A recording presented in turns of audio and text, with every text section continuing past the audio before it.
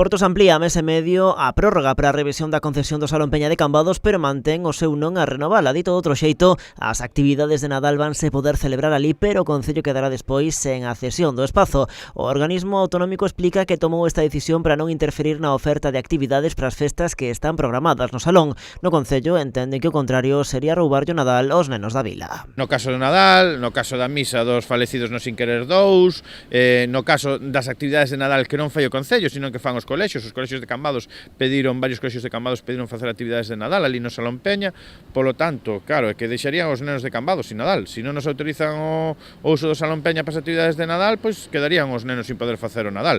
Non creo que Portos de Galicia ou Xunta de Galicia que queiran que os nenos de Cambados non teñan Nadal. Con todo, Portos mantén o seu non á prórroga da cesión, di que se incumpren as condicións de outorgamento e o establecido na Lei de Portos de Galicia, un argumento que non entenden no Concello. Xurxo Charlín defende que as actividades que agora se celebran no Salón Peña son as mesmas que cando na vila gobernaba o PP e que daquela non pasaba nada. Nós non fixemos ningunha actividade que non se viñera facendo antes con outros gobernos, estamos facendo o mesmo.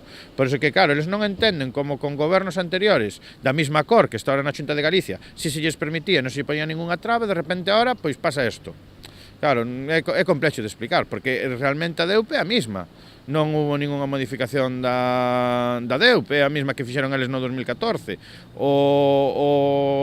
A concesión administrativa é a mesma tamén. No Concello agardan chegar a unha solución e que a concesión se acabe renovando sen ter que recorrer á xustiza. Con todo, din que non o descartan. Non estou dicindo que vayamos a ir ao xuzgado, nin moito menos, senón que, polo menos, queremos ver o que nos vai chegar e saber por que nos denegan esa concesión. Se os nosos servicios xurídicos din que teñen razón, pois nada, en cambio, se a interpretación discrepa, pois no momento que haya discrepancia por distintos técnicos de interpretación dunha norma, que non ten a discutir, paso esta xustiza. Segundo indica o concelleiro, son varios xa os colectivos sociais, culturais e AMPAs que lle trasladaron a súa preocupación pola situación que está a atravesar o Salón Peña.